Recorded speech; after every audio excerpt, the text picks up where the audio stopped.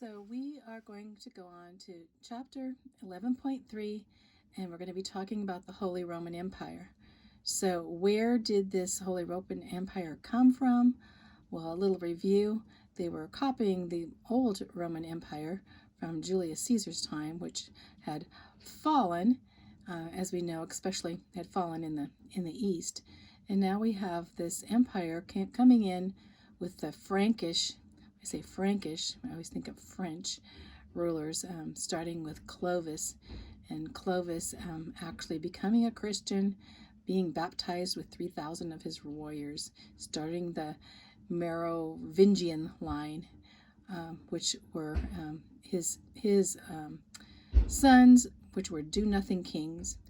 But the mayor of the palace, being Charles Martel, politically taking care of the country with the wars, actually keeping the Muslim control out, Martel being hammering the Muslim control out of Europe. So we think of that of Charles Martel. Charles Martel never became a king or the ruler, but his son Pepin decided to make himself king with the Roman Church, and they supported him. Pepin bringing in, conquering the Lombards and bringing in the Papal States and giving a lot of land to the Pope. And then we go on from Pepin's son. Pepin the Short was his name. Well, his son was very tall. His son was Charlemagne. And we went over Charlemagne being one of the greatest of the Holy Roman Empire, thinking he was even greater than the Pope and Charlemagne. Charlemagne's sons, which were the Carolingian line, Carol meaning Charles, Charles the Great meaning Charlemagne, is taking over the sons. One son, Charles the Pious, took over. Now his grandsons, Charlemagne's grandsons, fighting over the kingdom. Let's go on from there. The collapse of the Carolingian line. The collapse of this line, basically duchies were beginning to form. What are duchies? They were ruled by nobles, and these nobles were called dukes. And these dukes were taking care and ruling the land. Each was ruled, as these dukes, the Carolingian empires were dying, so the three different areas we have. Remember, Charles the Bald's kingdom was France, where Paris is, onto Lothair's kingdom, the Middle Kingdom. Louis the German taking over this. We have Germany and France. And so we're going to talk mainly about Germany when we talk about the Holy Empire now. So the Holy Roman Empire. So these dukes were wanting to reign all the time. And so the emperors became pretty weak as we go on. And so the first we're going to talk about is the Saxons. The Saxons in 919, a duke called Henry the Fowler, he became the Duke of Saxony. And considering himself this Holy Roman Emperor, he was not a strong king, but he did defeat the Slavs and the Magyars, which were attacking them from the east, from China and Russia. And he expanded Germany eastward into the area. So he did some big things for the emperor there. In 936, Henry was succeeded by his son, who was called Otto the Great. Otto the Great, they call him the Mad Monarch. I don't know why they do that, but because I think he was so mad because he was very into the Roman Church, the Roman clergy. So he made everyone to make sure that they were Catholics, or Roman, the Holy Roman Catholic Church, So Otto the Great of Saxony, he subdued many of the dukes, and he aligned with the Roman Church, and he appointed the Roman clergy in Germany. So making sure the clergy was all in line with the Roman Church.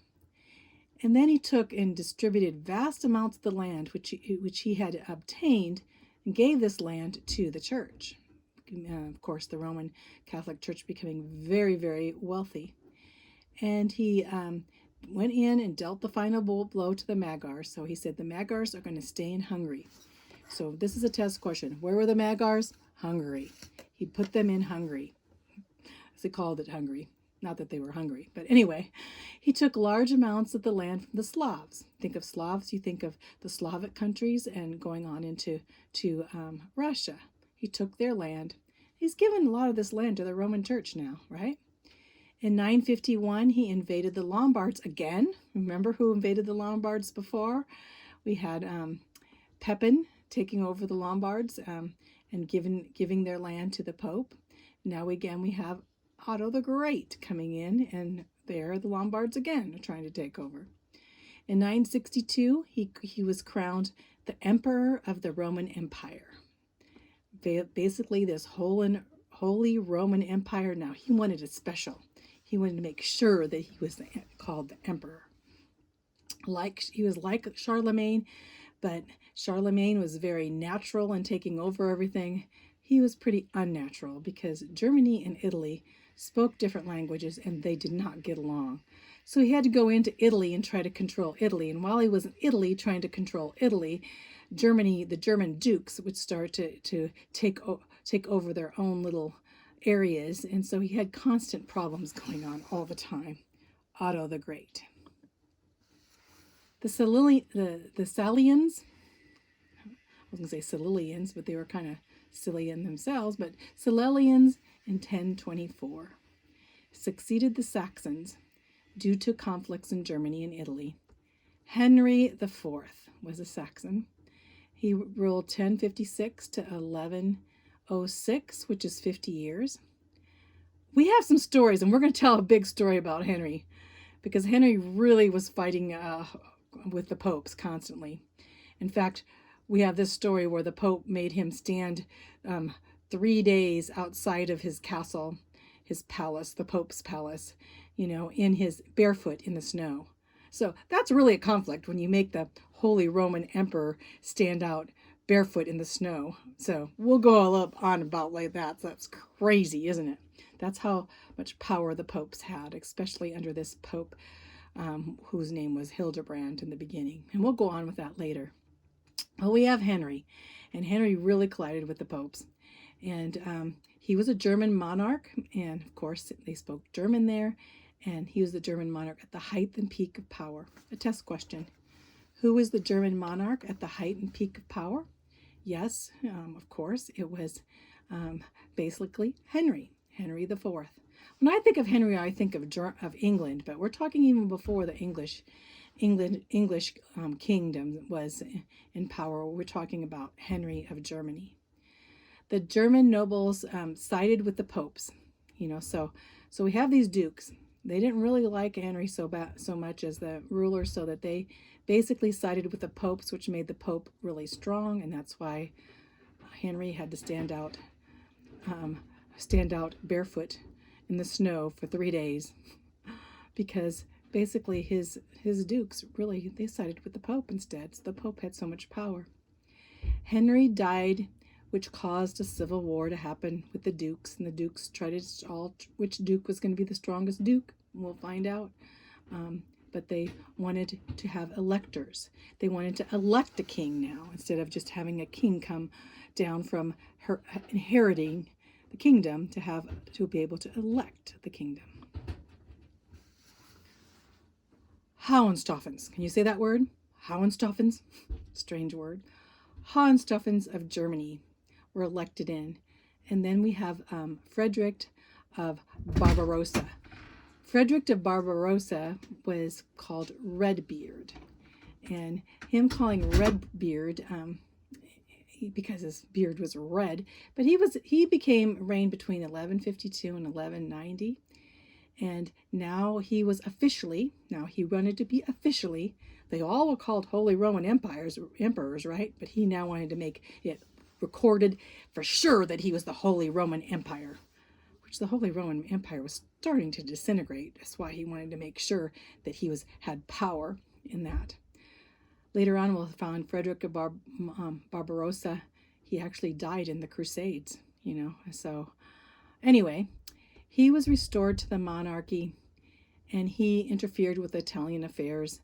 Him and basically the Pope, they did collide, although he went into the Crusades with the popes actually sending him into the Crusades.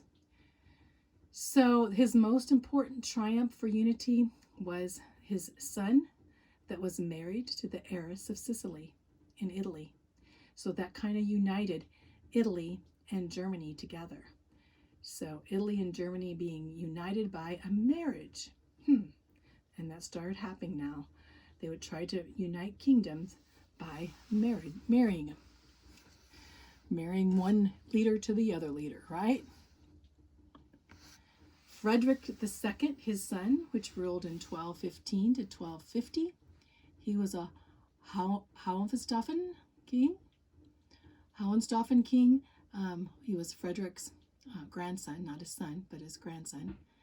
And he further entangled in Italy. So they went down to Italy and to Rome, trying to control Italy. While he was trying to control Italy, the dukes in Germany were trying to control him. So he had the empire from Germany to Sicily, and they had constant clashes with the popes again. And the vain efforts to control Italy led to a weakened Germany. Germany started weakening, and the dukes started governing themselves. We don't need a Holy Roman Emperor. We just need to govern ourselves. So then dukes, which are the nobles, they were starting to take over the kingdom underneath Frederick. After Frederick's death, what would happen?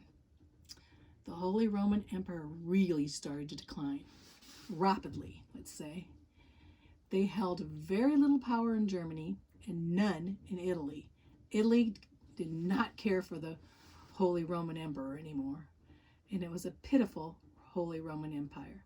And like I said, Voltaire, I don't really care for Voltaire very much. He was an atheist, and he basically said the Bible would be in non-effect. And it's really weird because after he died, the International Bible Society took over his house. Isn't the way it goes? Well, Voltaire said that the emperor was neither holy nor Roman at all. They really were not like Caesars. They didn't descend from the Caesars, so they weren't Roman, they weren't holy, and they weren't an empire anymore. And indeed, that would be the end of the Holy Roman Empire. So let's stop there, and we're going to go on to the next and last section. Okay?